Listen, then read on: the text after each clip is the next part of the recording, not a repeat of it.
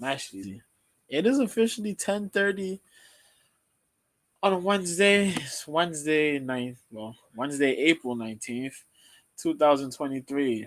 I am attempting this because I haven't done this in a while. It's your boy Mr. B. For folks that don't know, was on Periscope for a hot minute. Then Periscope closed. I was on Haps for a minute. Haps closed. Uh, Now I'm here, man. And doing this, been doing this streaming thing for quite some time. If you've heard my voice on Periscope, then yes, it's me. It is me. Um, it's been a while, I know, but I've been doing my thing on OK Live. Uh, Other than that, I've been chilling. So, what am I on here for today? Well, people, ladies and gentlemen, um, I decided I'm gonna go and break down the week in events. Yep. What's up, Ted? So this is what I'm doing, and I decided I'd make a title, and I'll go along with this. And these are just gonna be episodes during the week. So it's the B sides of the fight game with your boy Mr. B. I'm pretty much gonna break down all the events for the week without no interruptions. Is where if you see my face somewhere else besides here, or hear my voice, then you caught up with everything. Because I thought about this for a while, and I be on the. When I talk, I could talk for days about this combat sports world and everything that's involved in it. So I decided I'm gonna do this. This way, when I show up, I can say less and then direct everybody here. So let's get into it. It's Wednesday, as I said. There's a lot happening. We have UFC this weekend.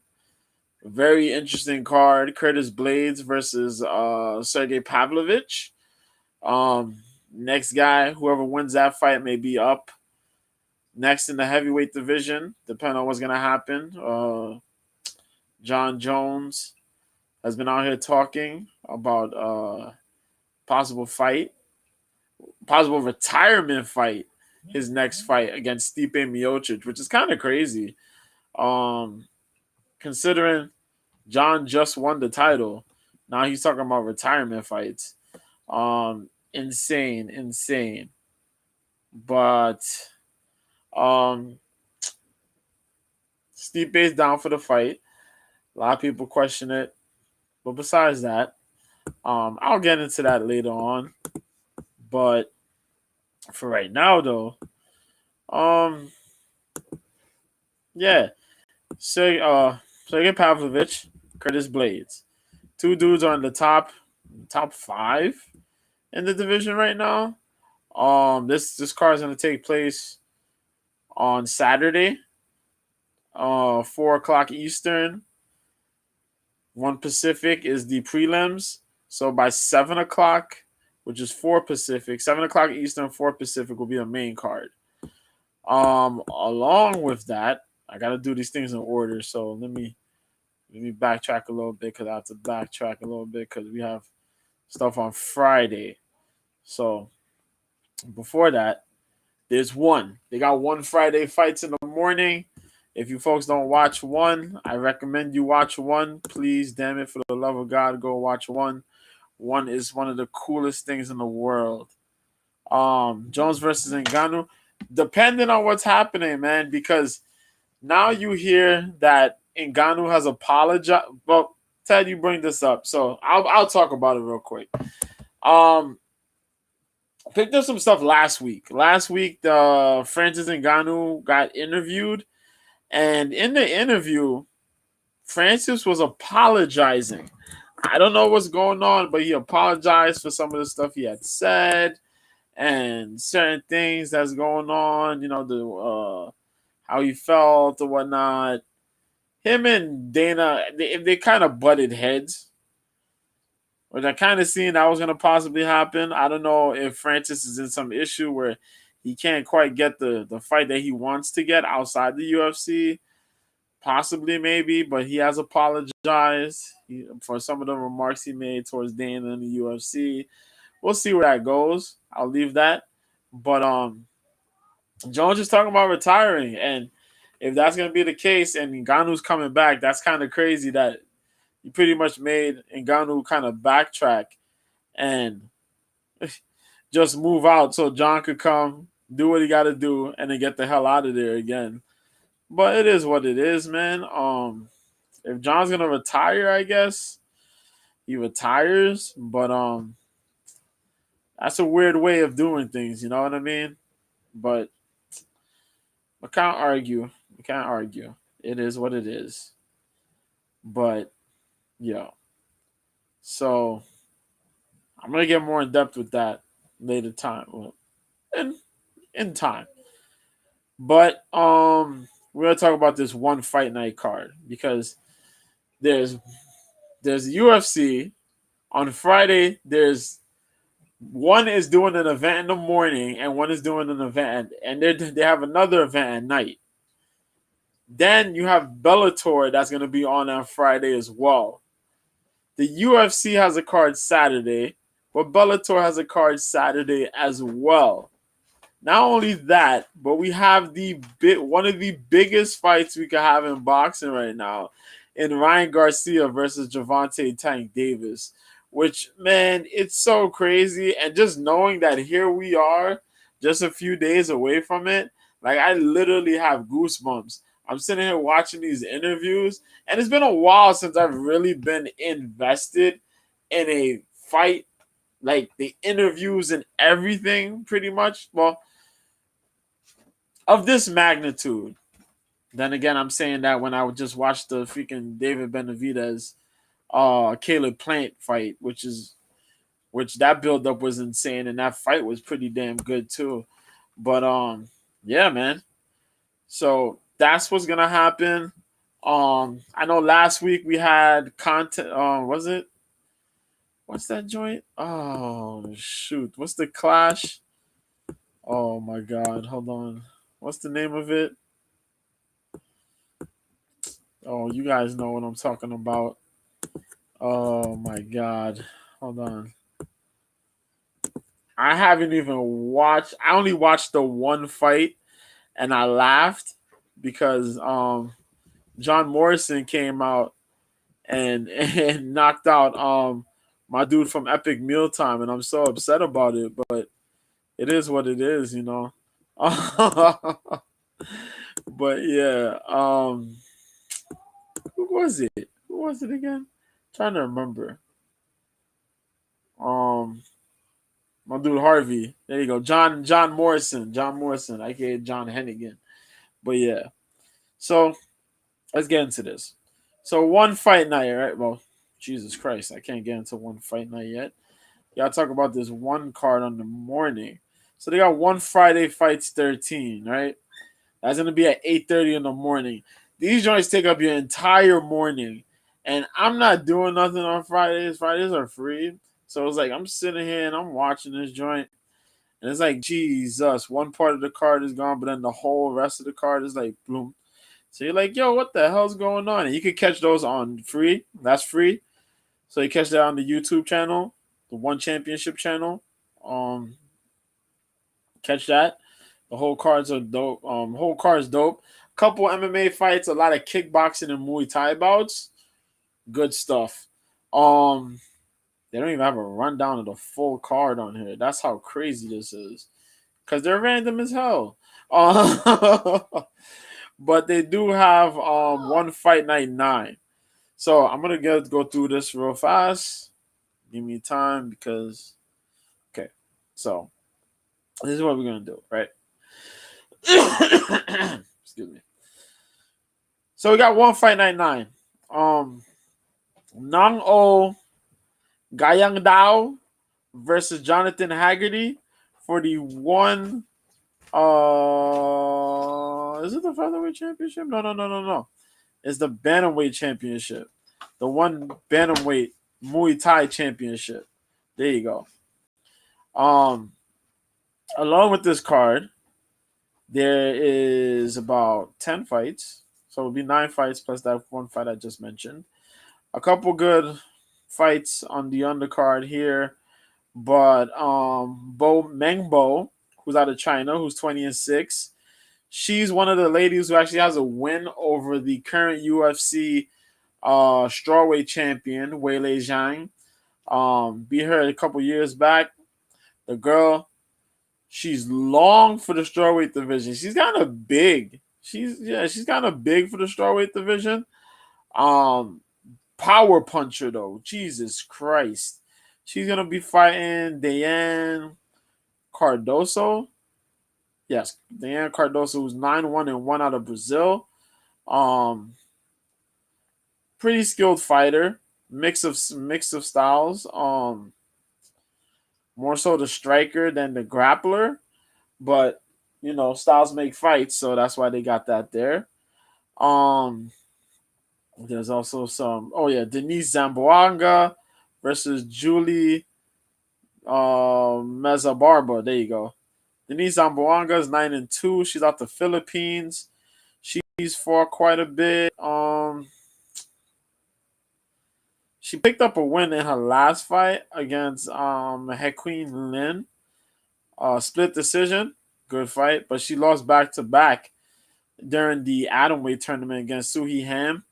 The girl's skilled, tough chick, not like explosive. She got some good punching power. She could wrestle really well.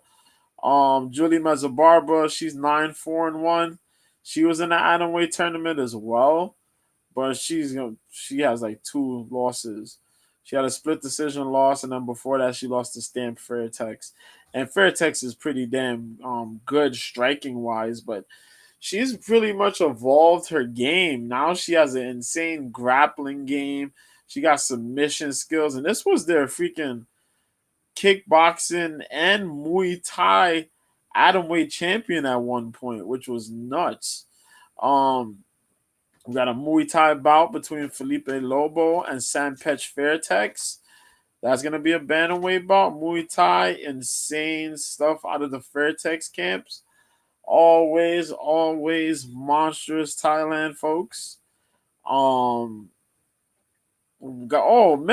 my dude. Hiroba Minowa's fighting. Yes.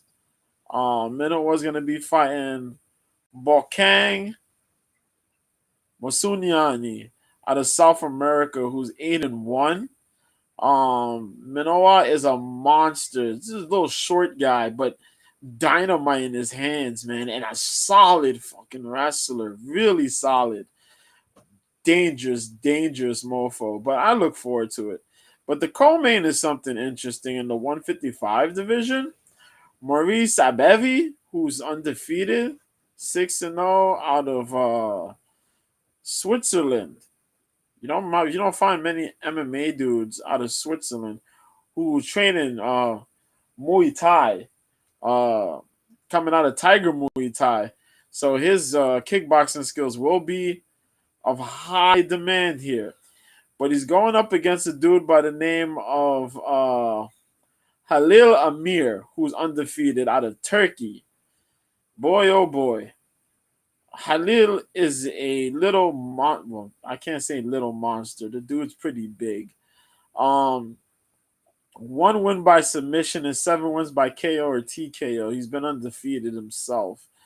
And while you worry about a lot of guys, some of these, whether it's a Turkish guy, the Russian guys, Turkish guys, some of these guys have wrestling in their, in their repertoire. This dude can wrestle, he can grapple, but he does a lot of his work in the stand-up department. Sick knees, fast as hell. We also got a couple good Turkish kickboxers in the world. Recommend you go watch some K1, you go watch some Glory Kickboxing. You can catch those guys out there. They do magical stuff, you know what I mean? Really good skill set. Dangerous guys. They manage their pace, their cardio. They're pretty solid cardio guys. They don't fade much. Hit you, carry their power throughout the rounds. Scary stuff. Scary stuff. But no, the main event when I talk about Nang O Gayandao versus Jonathan Haggerty, man. Haggerty's been a really good guy, man. Out of the UK. He was a former title holder. Well, he was a title holder. Or what he was? Yeah, he was. He had won the title, but then he lost the title. Um, he lost the title to Rodtang. That's right. He got knocked out by Rodtang. Since then, he's been trying to climb up, and win these fights using technical skills. But Thailand dudes, boy, Nang O is a monster, boy. He's been chilling for a minute.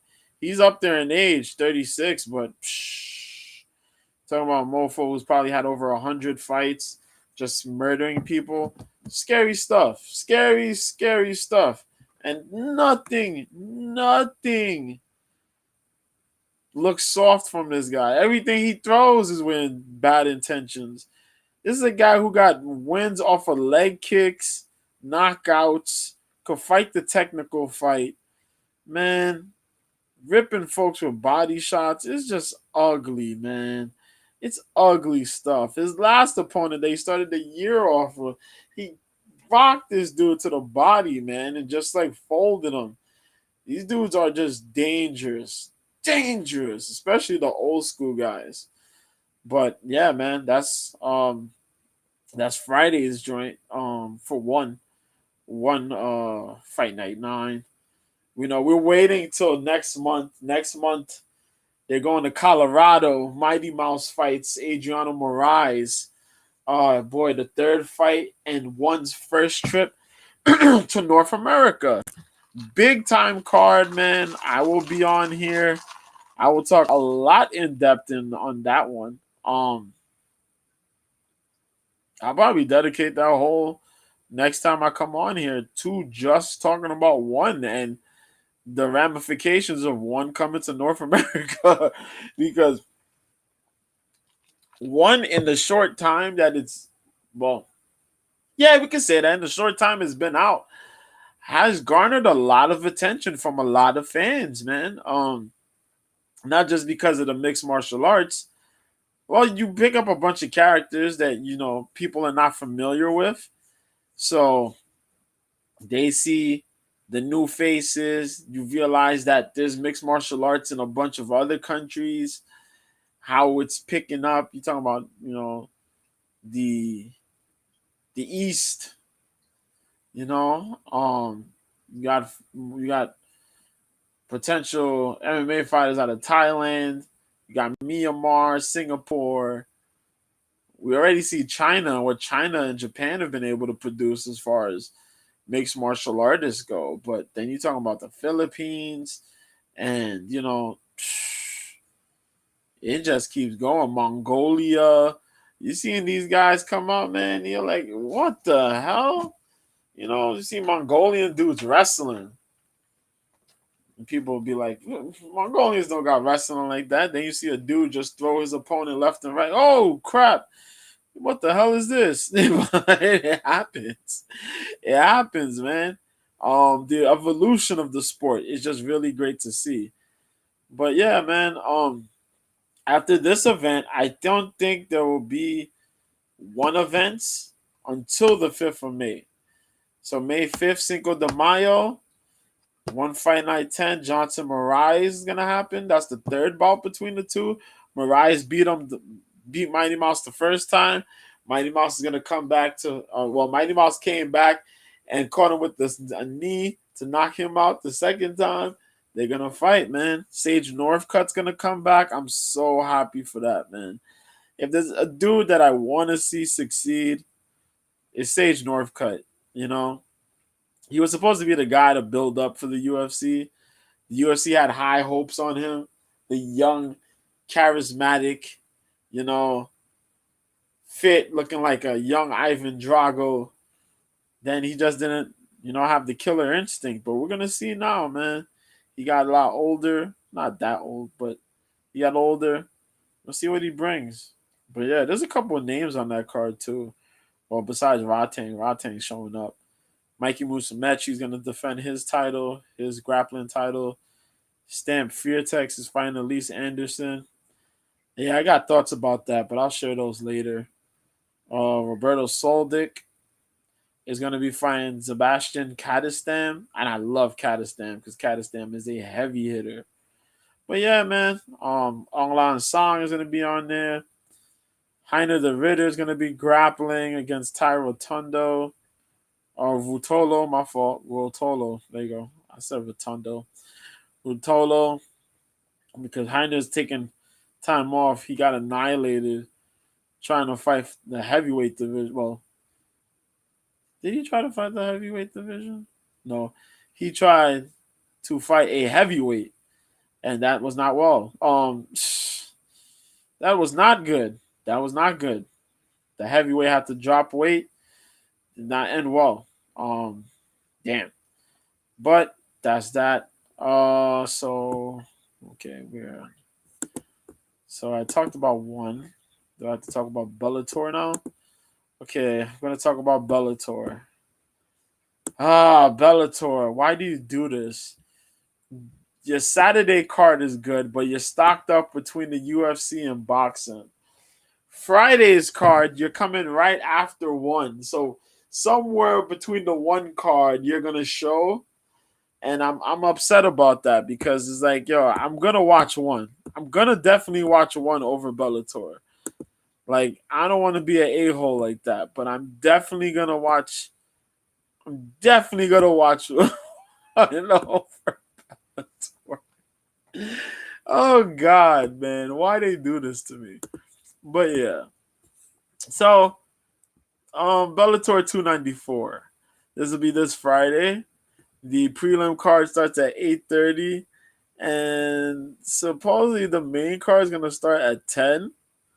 So it'll be 8:30 Eastern, 5:30 Pacific. The main card will start at 10 p.m. Eastern, 7 p.m. Pacific. Headlined by a rematch between Liz Carmouche and Deanna Bennett. I will go into that real quick. Hold on. So we got the prelims. There's 4 prelim fights.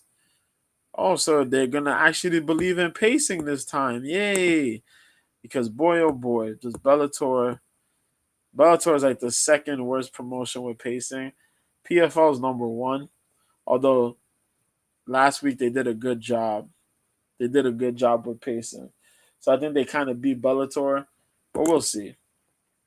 I'm not gonna go crazy like that. But you got Anthony Adams, who's 9-3, versus Sharaf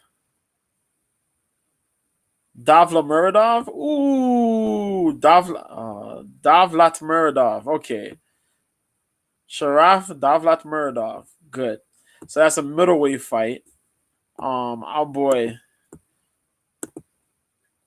Sharaf. Where's Sharaf come from?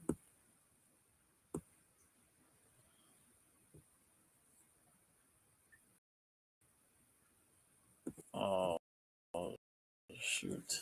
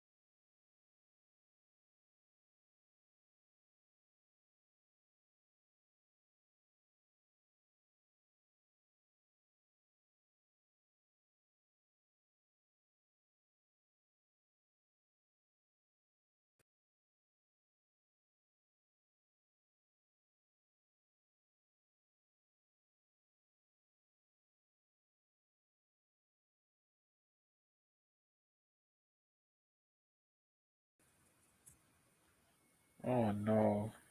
I got it back.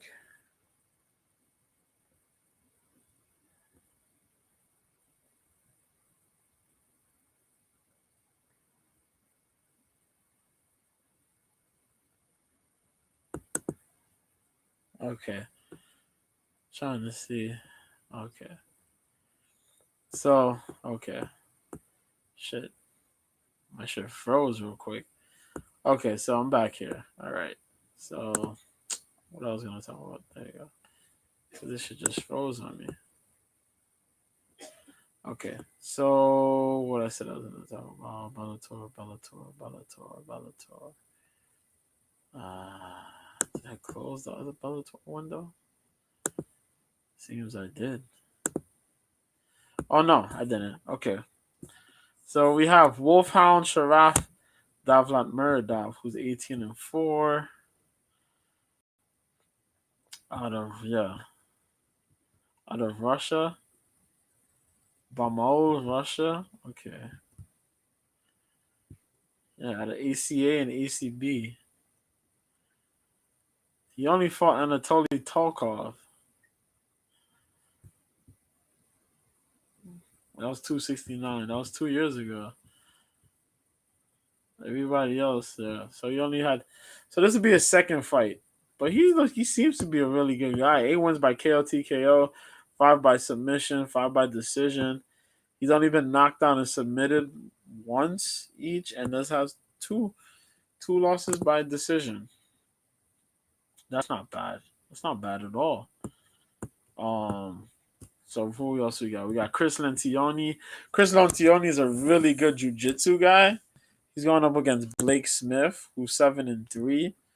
Lencioni been moving up now. He's been fighting at 145.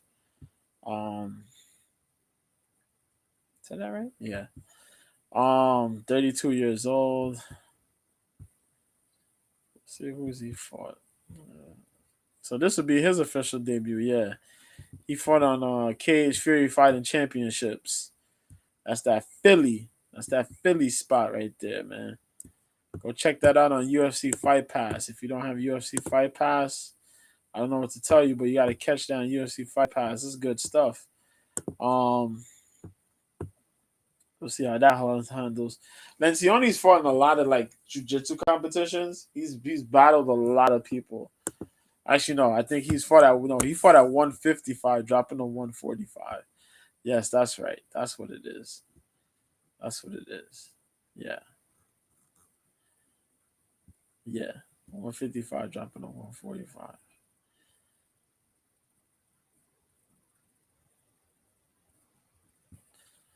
But yeah, man.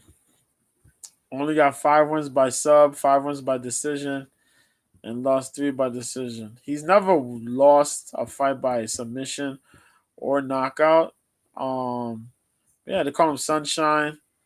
Slick skills. He knows how to use his striking to get into the grappling situations.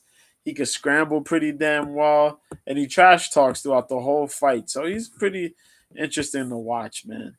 We also got the Olympic dude Tyrell Fortune, and as you know, UFC Bellator is really high on the wrestlers. They love the wrestlers, man. I can't stress enough how much they really love their wrestlers. I don't know if they have like Bellator is like the oh shit, I can't even say that. Like Bellator got an NIL program for all the wrestlers. I don't even want to be like that, but they got a lot of wrestlers, man. Tyrell and his brother. We got my dude Dalton Roster, who's a wrestler. Johnny Eblin got picked up. Romero Cotton. They just pick up wrestlers out the wazoo, man. I think like the area, just like California, and then just knowing the crop of people that Scott Coker, since Coker's been with them, just him knowing the talent to pick up, yeah, they pick up a lot of wrestlers. There's probably like they probably got at least 40 wrestlers on that roster, which is fucking crazy if you think about it. He's going up against Sergey Belosteny. Okay. Sergey Belosteny, who's 10-2 out of Russia, 27 years old, 6'1". Currently riding a 5-fight win streak. He's only been submitted twice. Both his losses have come by submission. But he's KO'd or technically knocked out somebody 7 times and got 3 decisions. He's never submitted anybody, and he's never won by decision. So he's never lost by decision. There you go. He's never lost by decision, but he's never submitted anybody. Okay, there you go. And he's never lost by KO or TKO. Never been knocked out or technically knocked out. Okay, and he's making his debut here too. Damn, man. Damn regional guys. ACB. Shout out to ACB. You can catch them on Fight TV if I remember. Go get yourself a Fight TV. If you want to watch fights, get Fight TV. If not, you could get a VPN and try to get yourself, the opportunity to watch some free fighting. Free fighting. Get the free fight. But you could do that, man. Who else is on this card too? They got Keyless Malta. Malta's been really good. 14-3 out of Brazil. He's been good. He's going up against Kenneth Cross. Keyless Malta fought for he had the title. He fought in LFA, if I remember. He fought the Mongolian guy. If I remember that, right? Was it Malta or was it the other dude? Nah, it had to be Malta, right? Now, let me check before I start talking bull crap.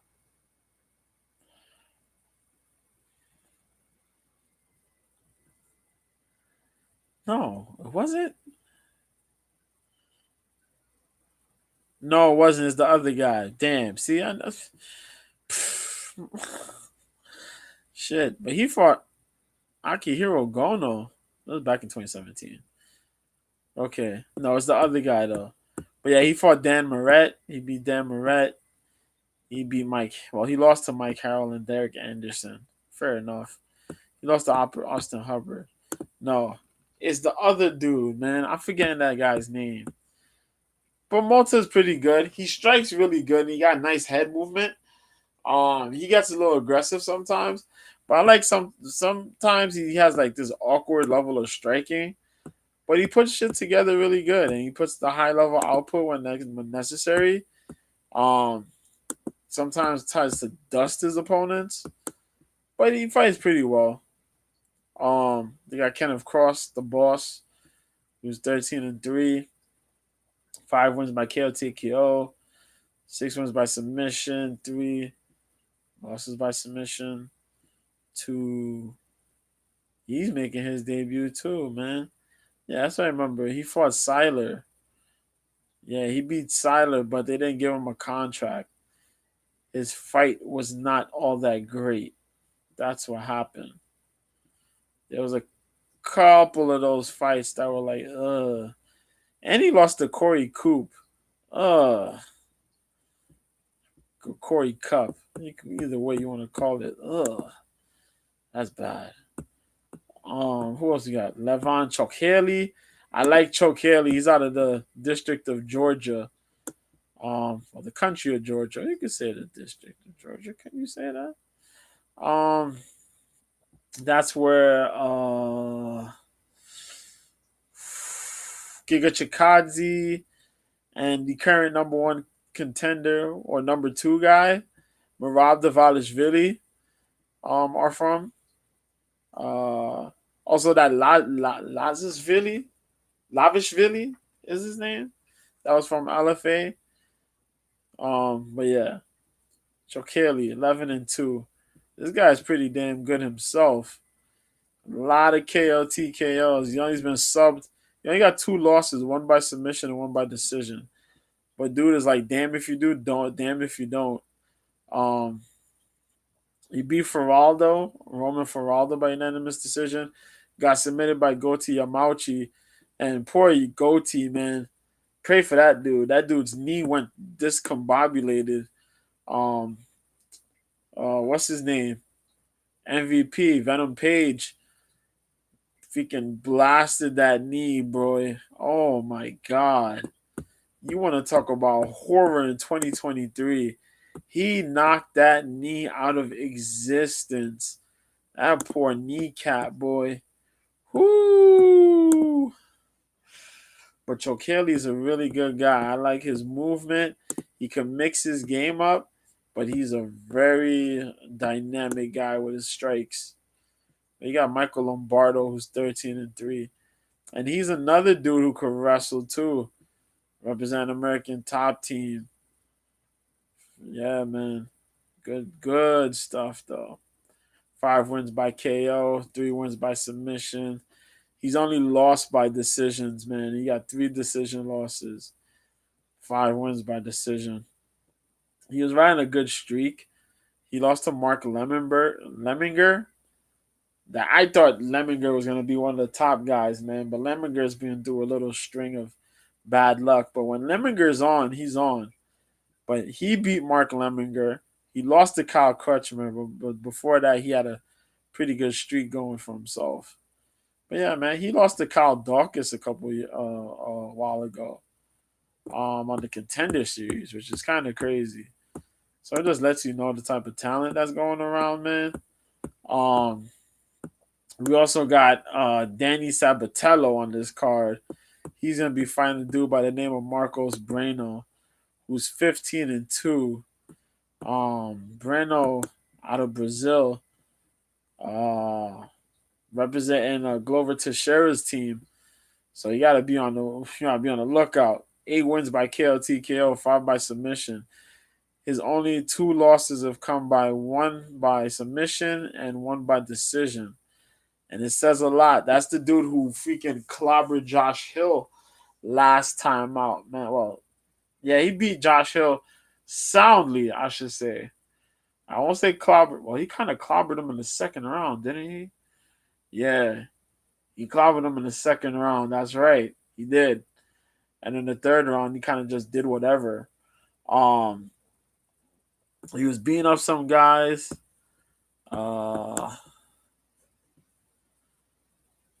He fought Taylor Lapilis. Now that name sounds familiar. Yes, because he's signed to City. Yeah, he signed to Air. No, where was he signed beforehand? Yeah, see, he was signed in the UFC. That's what I say. I knew his name was familiar. Yeah, it was a long time, bro.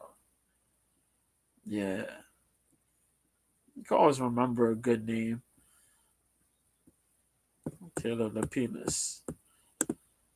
Out of France. Out of France. Oh.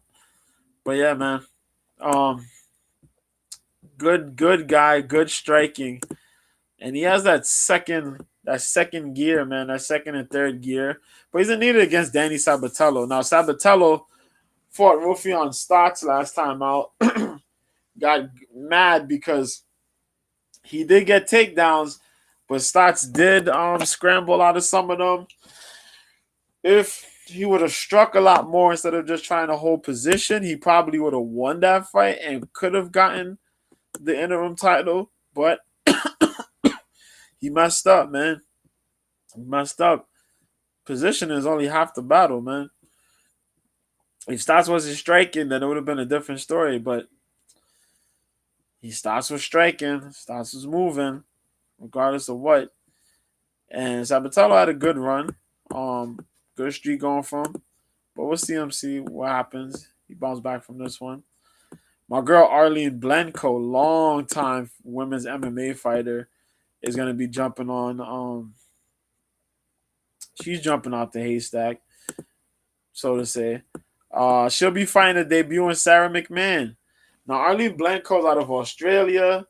She trains with Jackson Wink. She's been training with Jackson Wink for a couple years now. But she's been out here. If I remember, is it a Commonwealth boxing champion of some sort? Yeah. But I like Arlene, man. Anger fist Arlene. She 40 though. She 40, but she be cute. She be cute though. But yeah, man. I love her because she could box. She boxes really good.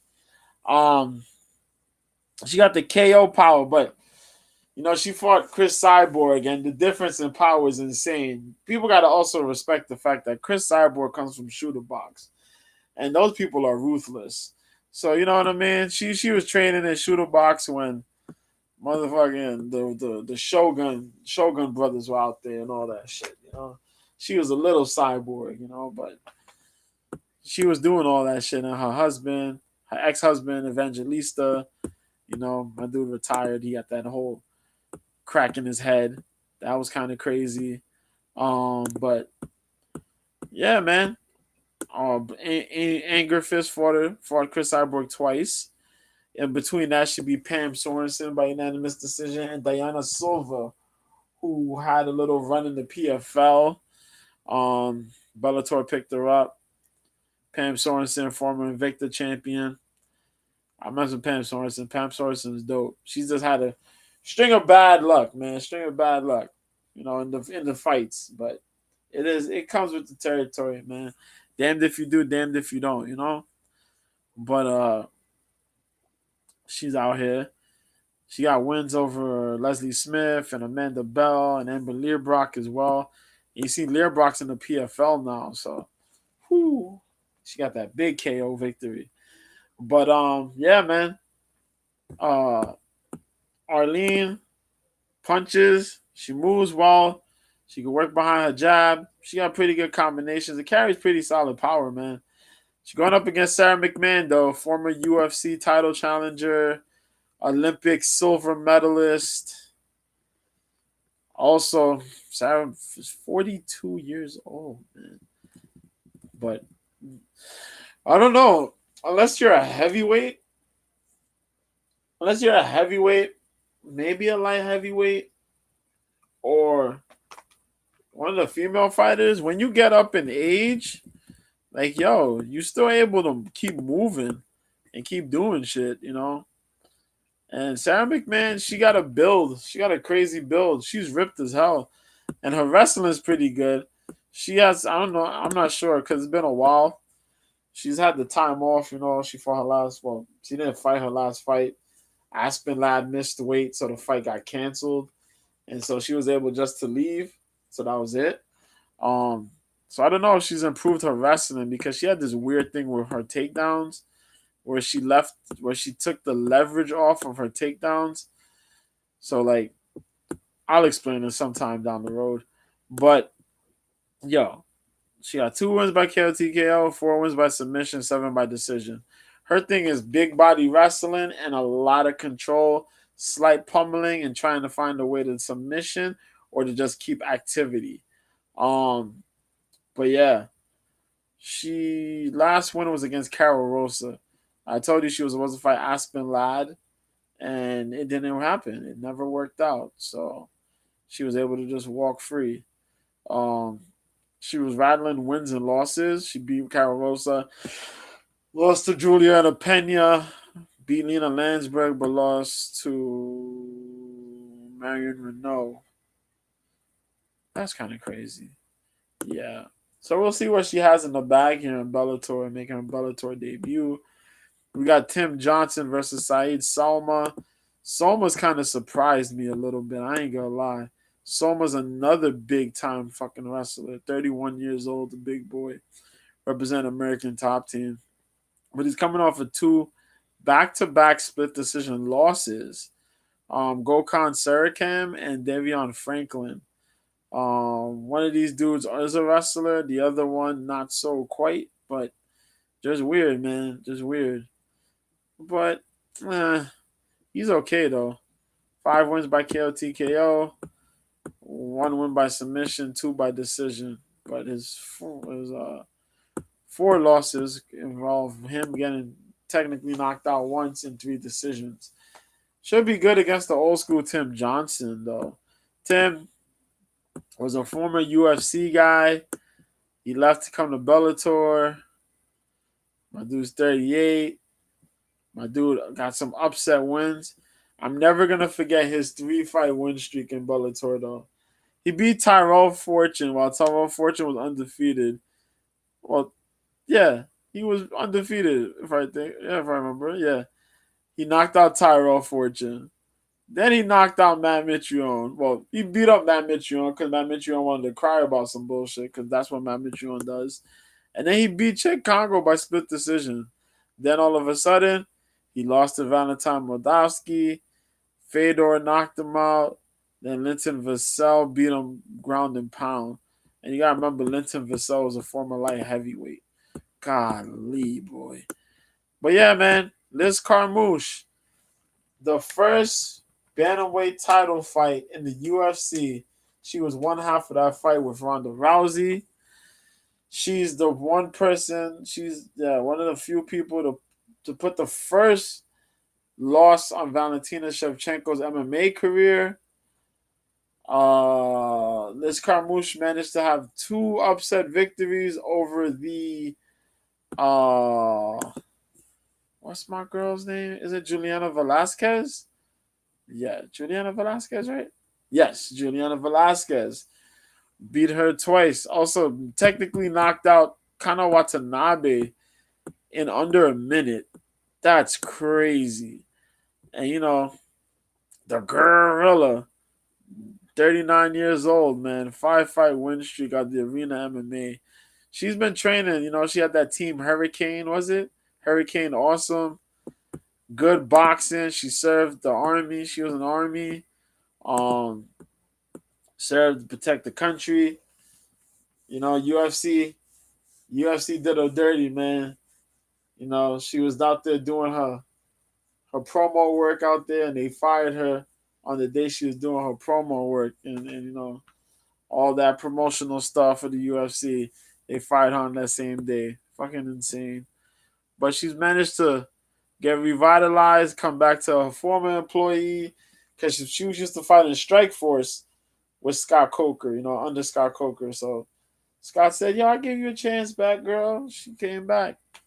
She got the title now. Crazy, ain't it? But yeah, man, Liz Carmouche has managed to keep doing her thing. And she's out here as a flyweight. She was fighting as a bantamweight, but she was just small. Even though she was strong, she was just small. But she got herself back. She going up against Deanna Bennett, former Ultimate Fighter competitor. One fight away from being in the finale, and she got head kicked. Damn it, that was my pick to win it. Unfortunately, yeah, she got head kicked by Sijara Eubanks. Then she was going through a couple wins and losses. She lost to Livia Souza, Roxanne Modafferi, Jody Escobar. That's when she tried to do like 115. But then she came back to 125, man. And she got her wins, She got a win against Miranda Maverick, but Miranda avenged it. She beat Liz Tracy on the Phoenix Series joint. But yeah, she fought Liz Carmouche a while back. Liz submitted her. But she beat Alejandra Lara. She beat Doodoo Pants Justine Quiche twice. Justine Quiche, homegirl who crapped her pants and then tried to sell her pants. Oh, Justine, can't do that. That's dirty. That's that dirty stuff. Seriously. But that's what's going to happen on Friday. Now Saturday. Saturday, we got Bellator 295. So, we got a couple of fights here. The Bellator 295 card, though, this card is fire. The prelims are fire. Key fights you want to go watch, you can watch the little Brazilian ladies fight each other. As 11-6, Alara Joani fights 6-4 Bruna Allen. We got Davion Franklin versus Kasim Aras. Franklin is 5-1 against Aras, who's out of Germany, 7-1. That's a heavyweight fight, so always watch the big boys fight. We got Keani Diggs out of Hawaii, 10-2, versus Weber Almeida out of Brazil, 7-1. KO Dynamo, bro. You gotta catch that. That's gonna be hands. That's gonna be all types of hands and foots and violence, man.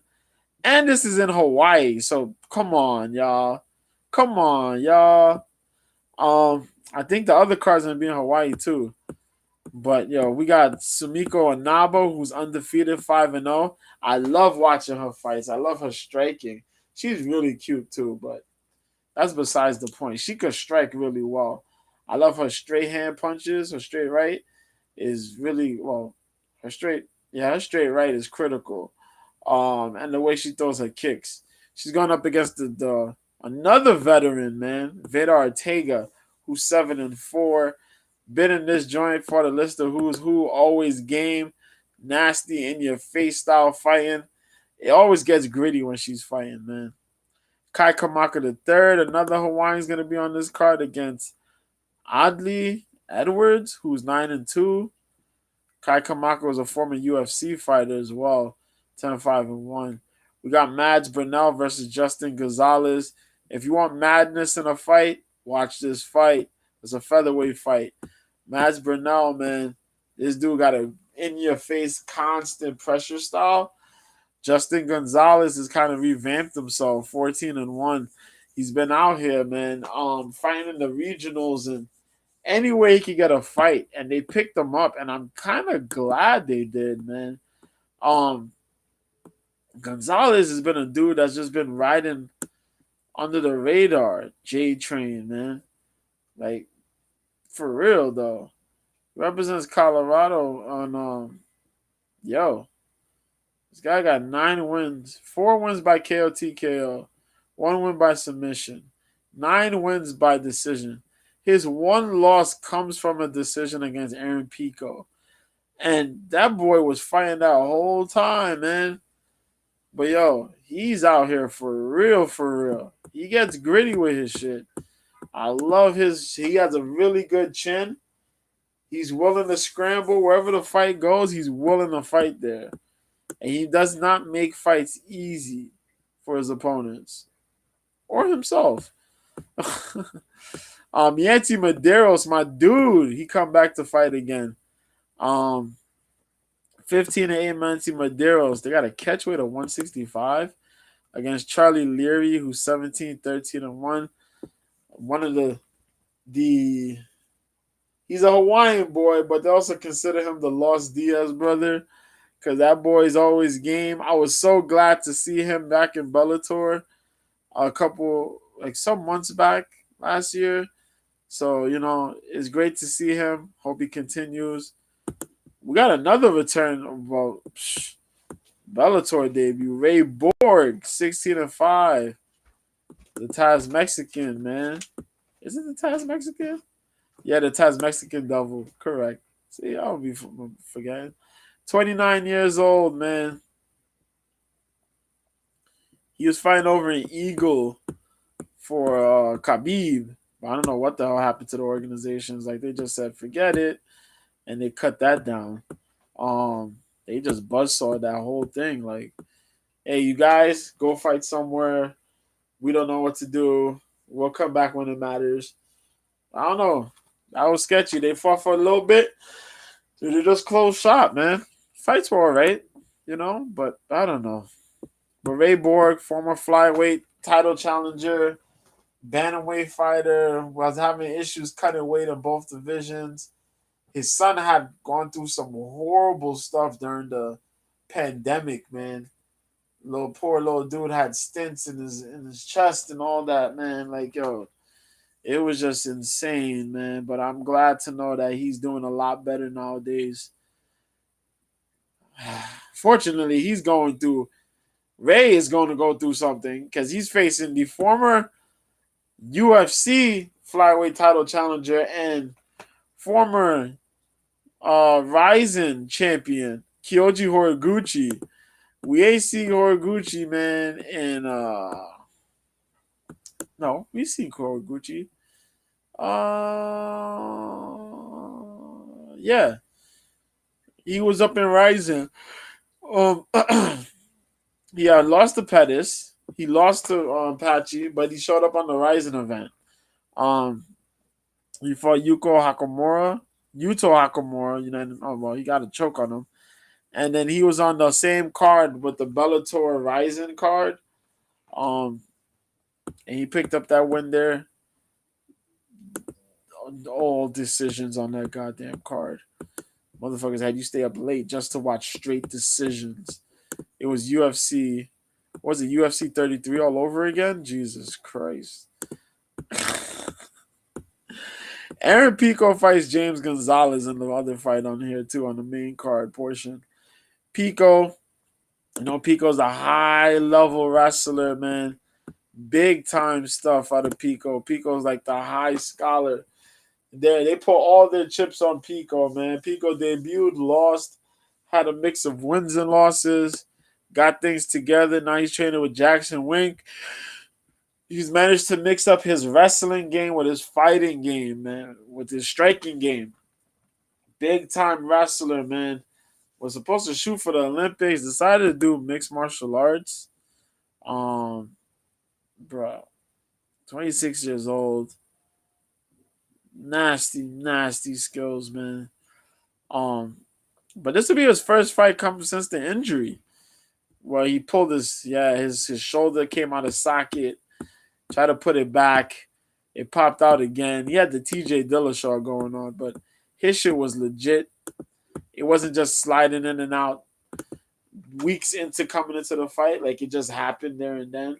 It was a bad exchange that caused that shit to pop out in the first place. But you know what I mean? We're going to see what Pico does against James Gonzalez here, who's 10-5, man. Young talents, man. Young talents. Always showing up in Bellator. But he's coming from our way, man. So, New York, stand up. So we'll see. We'll see what happens there, man. New York, stand up, as I said. Sarah Longo team. That's what I mean. This motherfucker got 5 wins. He's only lost by decision. That's very interesting. 3 wins by TKO, 2 by submission, 5 by decision. He's never lost by knockout or submission. Yeah, he upset Cody Law. In his last one, he got a TKO win. Good guy skills. So pretty much, when you go into Sarah Longo, you learn striking, you get your boxing down pat, you get your footwork down pat. Depending on who you're training with, now they got Wonderboy Thompson because Wonderboy Thompson's married to somebody. So him and Weidman are like brothers-in-law, which is also kind of crazy, but that's what's happening. So, motherfuckers is learning some kickboxing. And they got my dude Bazooka over there from the Contender Series. They got a couple good kickboxers that have just shown up to Sarah Longo and have done good for themselves. So we're going to see how that works out there in this fight. Should be very fun. Elimale McFarland fights Conor Watanabe in the co-main. The Eliminator, 12-2. The first and longest reigning flyweight champion in Bellator history. Women's flyweight champion. She beat a list of who's who.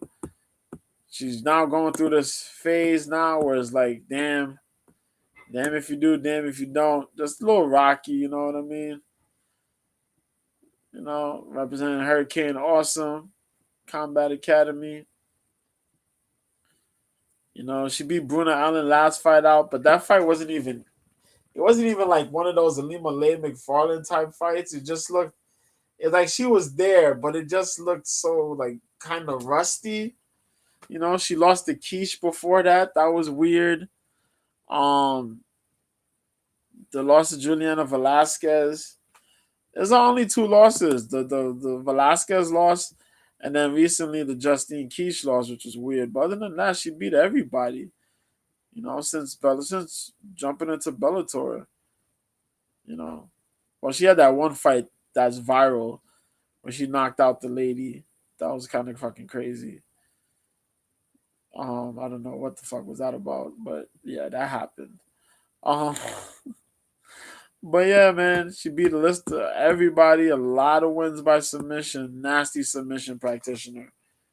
But, she is good with the control. But we'll see what happens, man. Kana Watanabe is big. That's a big girl. Um, she's big. She's solid. She can wrestle. She can wrestle. But she's long. She's a long lady with a nasty judo background. So we'll see how that works. She only got finished once by Liz Carmouche. That's a lone loss. Other than that, she had 3 wins by KOTKO, 4 by submission, and 4 by decision. Which is kind of crazy, but we're gonna see how that works, man. Watanabe is good. And then you got Raufeon Stots versus Patchy Mix. This is the tournament final, if I remember correctly. Raufeon Stots representing Rufus Sport. A dude who was a big time wrestler. I think he's a Division 1 or Division 2 wrestler? Oh my god. Monster wrestler. But Super Stots is something different, man. 34 years old. Currently riding an 11-fight win streak. He's only been knocked out once. And what's funny is that he got knocked out by Merab Dvalishvili, who I just mentioned is the number 1, number 2 guy in the UFC in their bantamweight division. He knocked out Raufeon Stots on Ring of Combat 59. It was also featured in the Dana White's Looking for a Fight episode. You can find that on the YouTube channel, actually. You can find that episode. But yeah, he's racked up wins against who's, man. Amazing stuff from Raufeon Stots. If Raufeon's not wrestling you, Raufeon's outstriking you. If he's not outstriking you, he's out grappling you on the jiu-jitsu aspect, or if not the jiu-jitsu aspect, the wrestling aspect. He's leveled up so much, man. It's crazy. But he's going up against one of the scariest dudes in that division. And if Patchy ends up becoming a free agent, boy, oh boy. The money they're going to look to put on that guy is going to be crazy. Patchy Mix, man, no love. Patchy Mix, 17-1, 29 years old. Currently riding a 4-fight win streak. You know what I mean? His boy New York, he out here, man. He was born out here, but he trains out of Albuquerque. 12 wins by submission, 1 win by KO technical knockout, 4 wins by decision. Boy, oh boy, the names on this damn ledger, based on what he's fought in between King of the Cage and Bellator. But the 4-fight win streak is crazy, where he beat Albert Morales by arm triangle. He submitted James Gallagher. Kyoji Horiguchi, he technically soundedly handled with the grappling. And Magomedov, oh my God. That man choked that dude unconscious. You know how hard it is to get a Magomedov? To submit a Magomedov? He choked that dude unconscious. That boy went limp. Crazy. But that joint is insane, man. But yo, also with that, we have the UFC. The UFC card, man, I mentioned 12 fights. Prelims start at 4 Eastern, 1 Pacific. Main card starts at 7 p.m. Eastern, 4 Pacific. We got a lot of fights on this card. Some good stuff. I know we'll go in depth on it on Friday. I get on a podcast with the homie Mike Copenhaver of Cope's Corner, KOPESKORNER MMA. Check that out. Check that out Fridays, man. Fridays 9 p.m. Eastern, 6 p.m. Pacific. Every Friday. If there's a fight on that weekend, UFC fight on that weekend, that's where we're at. Catch us on YouTube. Catch us on Twitch. Catch us on Facebook. Catch us on Twitter. You find us there, man. On Fridays. But yo, so I'm gonna run through this card real fast. I'll give you my thoughts on this because when Friday comes, we gotta do the full-on breakdowns and stuff. But this card is pretty damn solid. Opening up the card with Dana Bajaro, big powerhouse, fighting the Brady Heidstand. Man, Heidstand was on the Ultimate Fighter a while back. He took a hiatus. He came back. He was firefighting, man. But he decided to come back. He returned against my dude, Frenny Garcia. Beat Garcia. Unanimous decision. Got good grappling skills. Really good wrestler, man. A lot of good groundwork. I enjoy watching him fight. He beat my dude, Frenny, but respect to him. We also got, well, that's going to be a bantamweight bout to open the card. Next fight is going to be a flyweight fight between 15-4 Corinne Silva against Priscilla Cachoeira, who's 12-4. Now, Priscilla was known for being assaulted horribly by Valentina Shevchenko in Shevchenko's first fight as a flyweight in the UFC. Since then, she had a lot of losses. She kind of looked one-dimensional, but she's put stuff together. She's rattled off some really good wins since then. She had some losses. She also had that one horrible loss that she had against Jillian Robertson, but she tried to poke Jillian's eye out. Nasty stuff. You can't do that. But she has crazy KO power. Her chin is crazy. She's willing to take shots to throw shots. But if she lands, oh, God, you're in trouble. But she's going against Corinne Silva, who's 15-4. She's 29 years old. She came off the Contender Series. She came off the Contender Series 2 years ago. She beat Kui, what's her name? Kyuhui Yan. Yan was really short. I remember that. The girl was short. She beat her. Poor girl was super duper short. She caught her with a guillotine choke. It's kind of crazy because homegirl looked like she didn't even have a neck, and she got caught with that. But then the recent fight, she fought Pauliana Botello and caught Pauliana with a Darce choke. That's what sent Pauliana to Invicta. Is it Invicta or she's still on the card? I think she's still on the roster. But yeah, Silva got an underrated jiu-jitsu game, but she does a lot of her stuff with the striking. She kind of stands a little upright, but this fight here was going to be,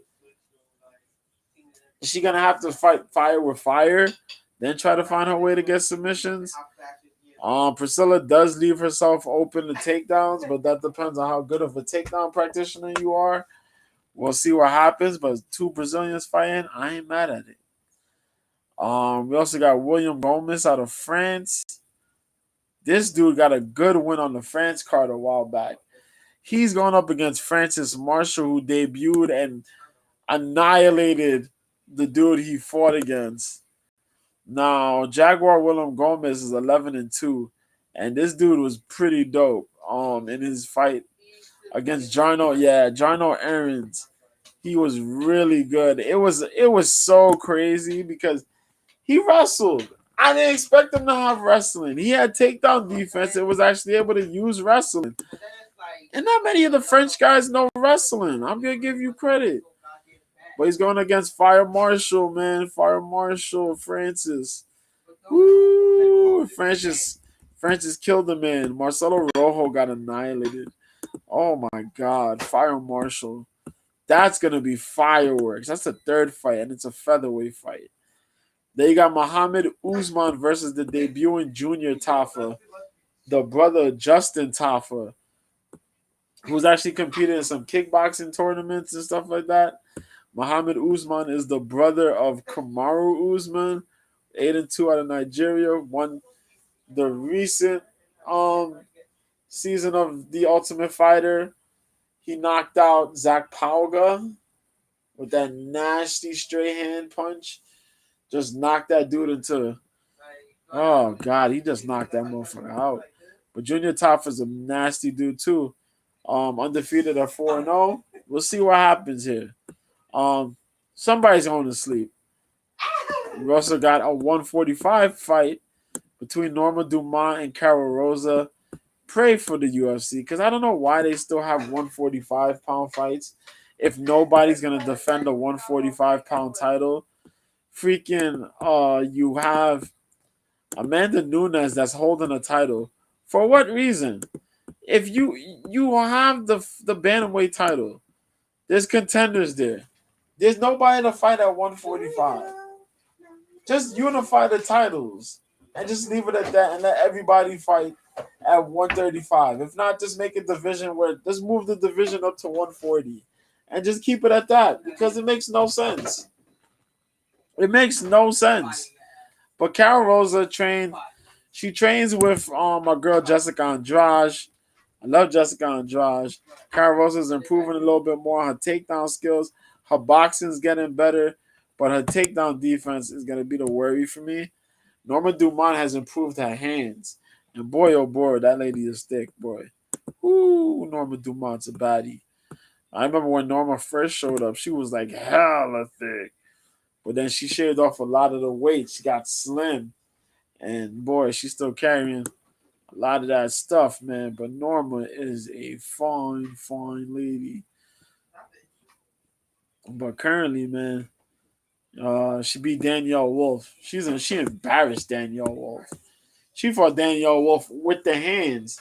Danielle Wolf is like a big time Golden Gloves boxer. Was supposed to go to the Olympics. Fought the Commonwealth Games and all this stuff. And she came out talking about I'm gonna fight this girl. Norma didn't even take it to the ground really. She just fought her in the stand up and beat the brakes off of damn Danielle Wolf. Oh my god. We also got Ronnie Yaya versus Montel Jackson at 135. Ronnie Yaya, if I could sit here, I wish Jason was on here. So we could have been talking about Ronnie Yaya. Ronnie Yaya. Ronnie's been like, Ronnie's like the bantamweight Damian Maya. Bantamweight Hoist Gracie. Mad submission wins. Chin is questionable. Well, his chin is actually solid because there's been some fights where he's gotten pieced up in his chin, and he did not like get knocked out. Like I'm surprised. But Ronnie Yaya, man, he's fighting Montel Jackson. That should be a really good one because Yaya's one path is always I gotta take you down or I'm gonna get beat up on the feet. And Montel Jackson is like I could defend takedowns. Sometimes I can't. Sometimes I can. But if I do defend your takedowns, you're gonna get beat the hell up. Um, so that's gonna be pretty cool, man. Christos Giagos fights Ricky Glenn. Giagos is on the outside looking in. Ricky Glenn, long time MMA veteran, 22-6-2. Christos Giagos is 19-10. This is gonna be a really good battle between veteran instincts because Giagos could grapple. He strikes, but he's gonna have to grapple with Glenn. Glenn is a very slick veteran. He knows how to get out of certain situations. He knows how to put the you know what I mean put skills together. Because Ricky could strike. Ricky can wrestle and grapple. But Ricky be mixing a little bit of Muay Thai. It kind of reminds me of like Tim Means almost. The way he's so scrappy. But he gets down and dirty with folks, man. That's gonna be dope at 155. Yes, I not heard what I just said. Come on, let me be. 170, they got a scrap. Philly's own Jeremiah Wells, 11-2, fights Matt Semmelsberger. Ooh, I like that. I gotta figure out predictions right there, man. God damn. Because Wells got jujitsu. Wells trains with dudes like Sean Brady and them. Um, Wells is a big cat too. He got KO power. And Semmelsberger, he got that critical right hand. God damn, that critical right hand. And he wrestles. And he's been doing pretty good. Well, he had a couple of little hiccup, but he did good for himself last fight out. He beat the hell out of Jake Matthews. I thought Jake got one win against Paulo Fiallo, and I thought that he was gonna beat. You know what I mean? I thought he was gonna handle Semmelsberger, and Semmelsberger said, "No, you're not," and just totally embarrassed the dude. Should be a fun fight though. Semmelsberger's gonna have to defend some takedowns, but they're gonna throw some leather for sure. Isamin Lucindo fights Brogan Walker at 125. Okay. Lucindo, 21 years old. Ay, Dios mío. Yeah, she fought Waregi at 115. So she moving up to 125 national natural weight class.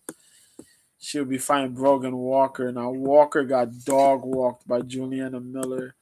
And I don't understand how she lost to Juliana Miller the way she did. And then Juliana Miller gets absolutely washed by Veronica Macedo. What the hell? You fought all these people, Brogan, and you get washed by 3-1 Juliana Miller. Just for Juliana, man, Brogan, you better come back, bro. I don't know. Brogan Walker got Muay Thai skills. Um, decent takedown defense when she's locked in. I don't know what the hell her problem was last fight out, but this will probably be a good fight for her to win. If she loses, I don't know. She'll probably be on the slight end of the chopping block. I feel so.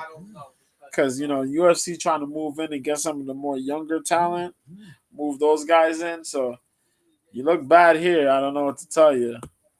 Bobby Green versus Jared Gordon is going to be on the main card as well here. Bobby Green, 29-14-1 versus Jared Gordon, 19-6. Jared Gordon is coming off that questionable loss against Patty Pimblett. Bobby Green has been shaking off wins, losses. Bobby Green just happy to be alive and fighting at this point in his career. And I'm not mad at it. He's been exciting as hell to watch, though, in his last couple fights, man. Bobby's got King of the Cage titles. He's been on Bully Beatdown. He fought on the Affliction, the late. They only had like 2 events anyway, but Affliction, he fought on one of those cards. He's fought wherever he could fight, man.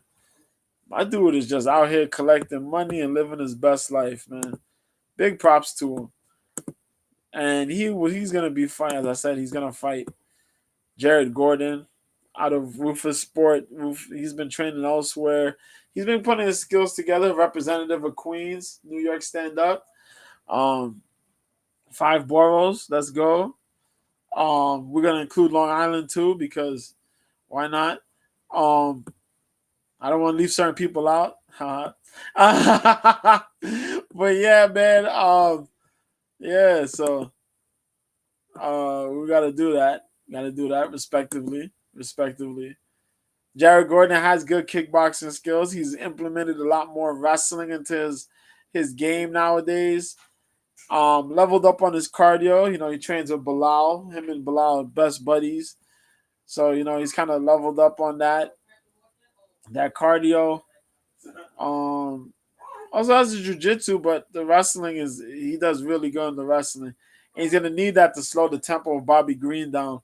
Bobby Green is aging up, but that dude moves, yo. He moves very well. He keeps that Philly shell.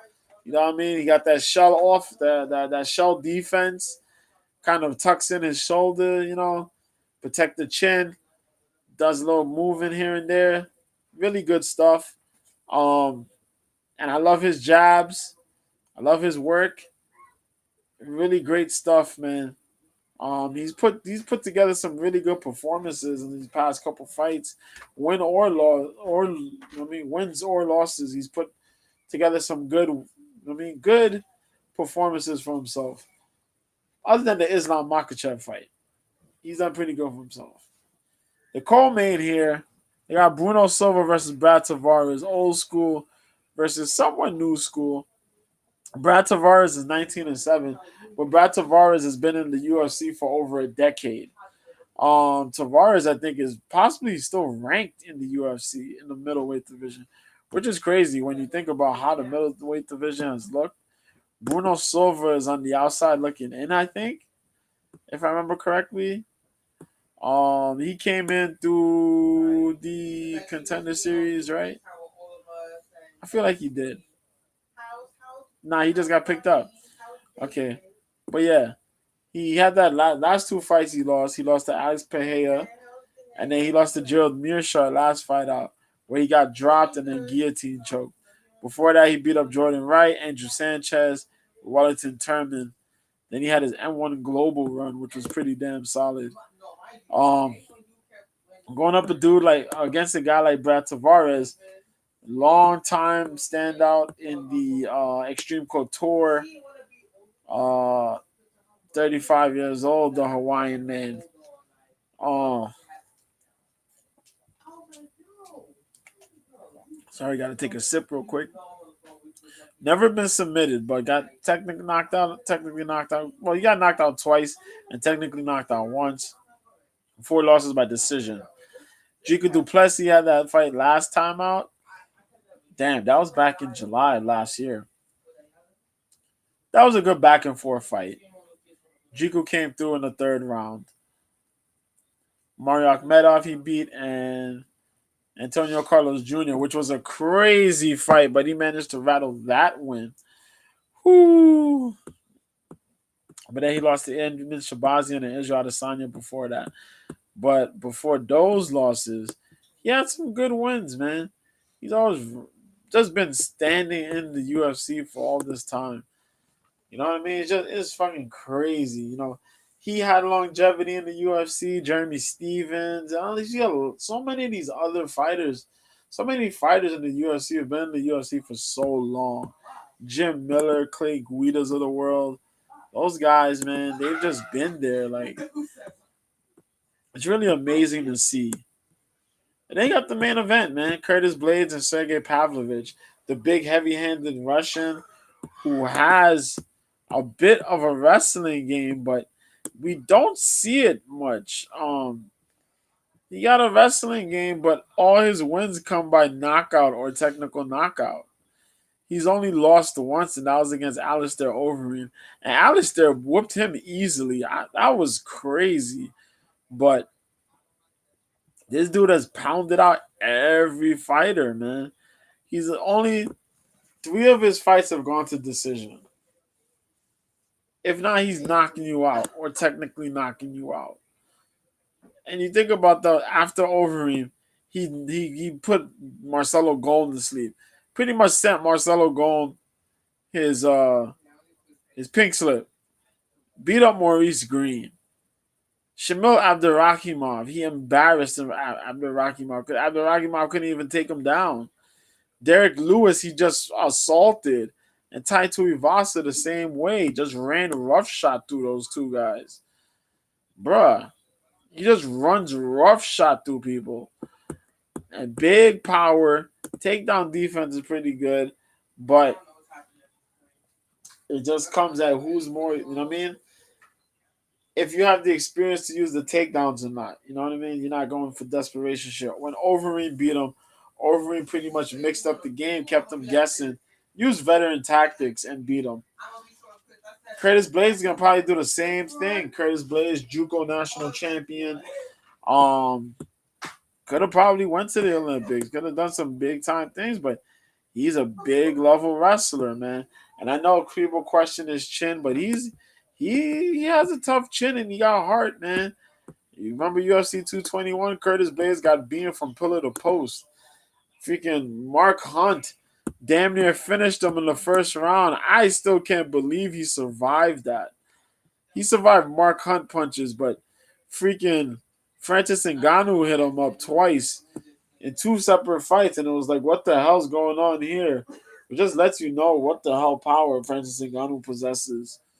Other than that, man, he's fought so well through his career, and he only took the 3 losses. There's only 3 losses, came 2 from Francis Ngannou, and the one absolute knockout from Derek Lewis, where Derek Lewis reached in his back pocket and sent him to the shadow realm. Other than that, you know what I mean? The last 3 fights he had, he beat Jairzinho Rosenstrike by unanimous decision. He knocked out Chris Daukaus. And then poor Tom Aspinall dislocated his whole damn knee, man. Fucking crazy shit. But Aspinall will be back by this year, hopefully. And Curtis Blades got that wrestling game. And we'll see how his hands look in this fight here. I think it's going to come down to Curtis Blades wrestling, but can Curtis Blades get through the striking powers of Sergey to actually get the wrestling in? And I think if Curtis, with a guy like Curtis, and I always talk about it when I'm doing the stream fights, when I'm streaming the fights, if you're trying to catch these fights, I forgot to clue that. I got an account on OK Live. OK Live is an app. You can watch fights with your boy on the weekends. Whenever there's fights around, I'll be there. I'll be there watching live. If I'm not watching them live, I'm putting them on there on the site so you can catch those. I always say it through the streams. If there's a good wrestler and that good wrestler can take you down and your defense is kind of shitty, guarantee he or she's gonna be able to take you again and again and again. That's what ends up happening. If Curtis Blades can get one strong takedown and control, boy, Sergey Pavlovich is gonna have a rough night. But if Sergey can manage to defend those takedowns, boy, screwed. Which leaves us to our last thing we got to cover today. Tank Davis and Ryan Garcia are boxing. They're boxing. The card starts at 8 o'clock Eastern, 5 Pacific in the West. These two guys are going to box. No titles involved. They are just going to box for the namesake and recognition, which is crazy. The WBA regular lightweight champion Tank Davis fighting the former WBC interim lightweight champion Ryan Garcia. They're fighting at a catchweight of 136 pounds with a 10-pound hydration clause. Ryan Garcia has gone through hell and back just to make this weight, to have this fight. And he has made this weight. They have limited his amount of hydration, how much he's able to drink a day, which is crazy, just so he could stay at this joint. They are damn near dehydrating my boy. It is nuts, so, but I've talked about it on Late Night Parent with Ted Hicks and Tony D. I mentioned this where we talked about the clause in this contract. There's certain obligations they've had, and one of those things was the hydration. You know, the hydration was a big issue because technically both of these guys can fight at 140, but you know they don't want Ryan Garcia because Ryan Garcia is a big boy. He had a big frame.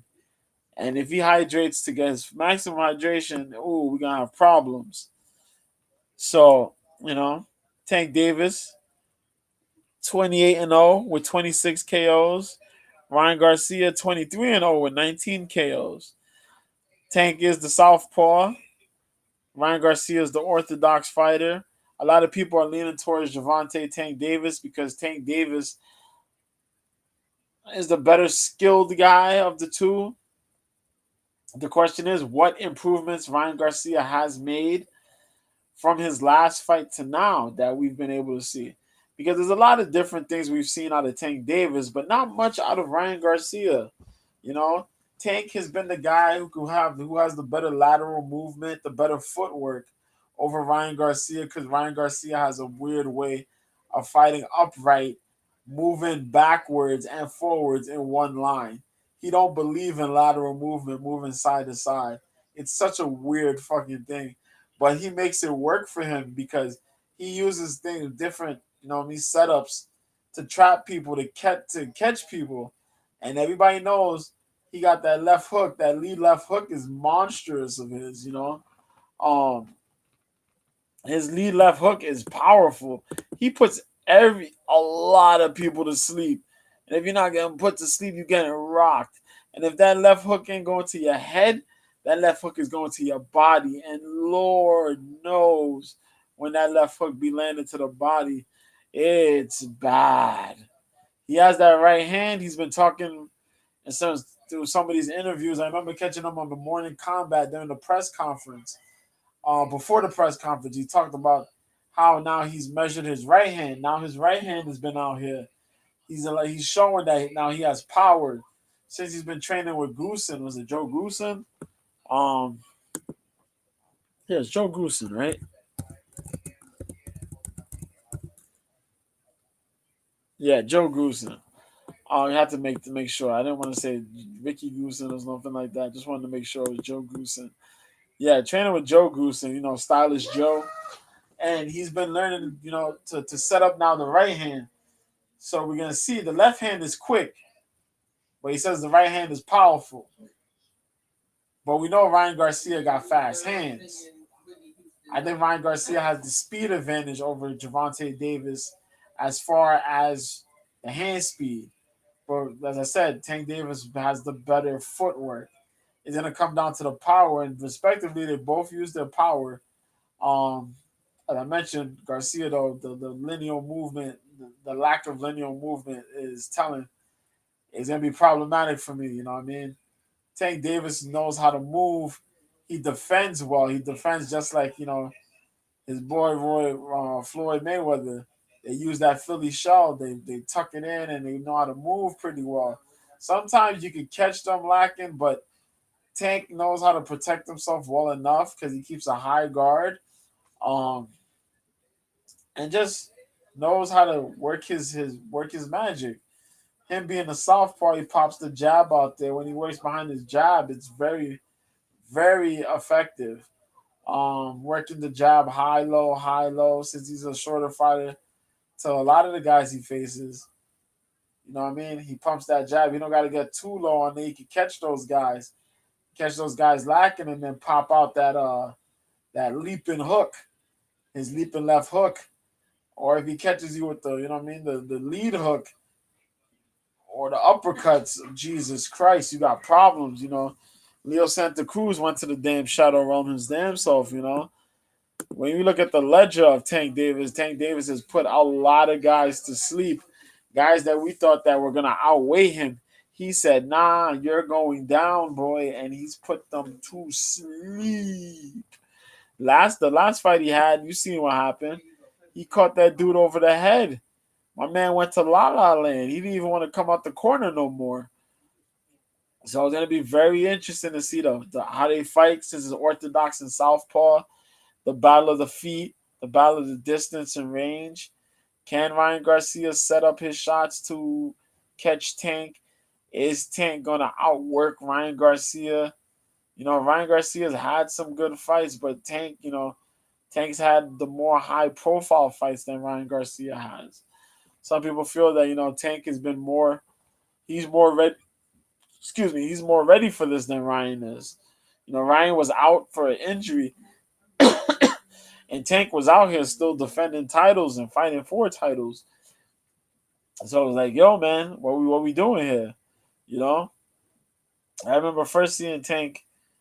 And the first big time I watched Tank fight really was like 2017. He was fighting on the Mayweather card, on the undercard, the Mayweather card, I think, or was it a little bit? I seen him a little bit before that, but I mainly remember the McGregor Mayweather card.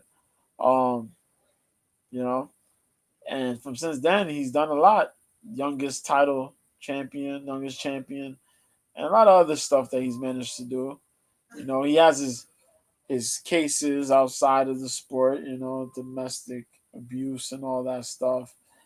But just like Floyd, he's managed to not have that, you know, um, weigh in on his mind, and he's managed to go and handle those cases as you should.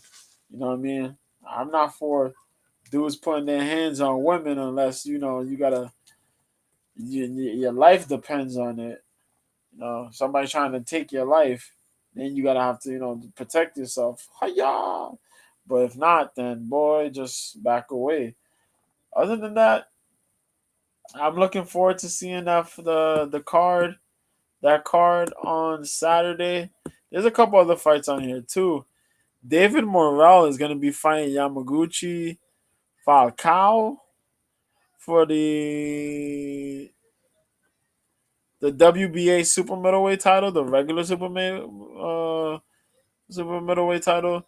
Gabriel Rosado is going to be out here fighting against a dude by the name of Bektemir Rosmat John Ogil Melikoiziev. Oh Jesus. That's gonna be a super middleweight bout as well. But yeah, man, we're gonna catch the rest of this. We're gonna catch this card though. So this will be aired on Showtime and the Zone. If you can't afford this, as I mentioned before, catch me on OK Live. That is OK Live profile. The account name is Mr. B, just as you see on the yellow logo here, man. So catch me on Twitter at Mr. B 1986. The OK Live, Mr. B. I got a picture of Laura Sanko over there. You can catch me whenever I get invited to Late Night Parent with Ted Hicks, real Ted Hicks. You see him there in the chat. Or Glick and Tony D, or this nonsensical nonsense, or the Belt Kings.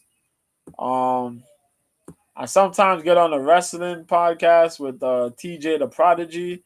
You can catch him there, TJ the Prodigy, TJ space DA for the space PRODIGY. Talking wrestling and whatnot. And got my show with Mike, Cope's Corner, KOPESKORNER MMA. Fridays, 9 p.m. Eastern, 6 p.m. Pacific. If I'm streaming fights on OK Live, you might hear me doing the podcast with Mike, but it is what it is. That's what we do. We always have our fun. We do bets, picks, predictions, and brief overviews and breakdowns of the fights, the opponents, you know what I mean? Or on the card in general. Yeah. And that's it pretty much. So this was the first time I did this here in a long time. But if you want to hear me talk about other stuff, gladly. I do it during the streams. And I'll probably come on here and we can talk about a bunch of other stuff next time I come on. Next time I come on here will probably be the same. I'll probably do it a little earlier, but I'll be on to talk the in betweens because I'll talk PFL. We'll talk some PFL. We'll talk the situation with the women's divisions and the next series of fights that are coming up. But that's it. I'm out of here. My name is Mr. B. This is the fight. This is the B sides of the fight game, Mr. B. I'll probably come on and talk some other stuff as far as what's going on promotional wise with these organizations and what the hell's happening, as well as my deep dive into the Sergio Martinez situation. Because I swear to God, it's crazy to me. Sergio Martinez got 5 wins. He's out here still boxing. And he might be next up for Triple G. Please don't let it be that way. But it just might be. But anyway, I'm Mr. B. I'm out of here.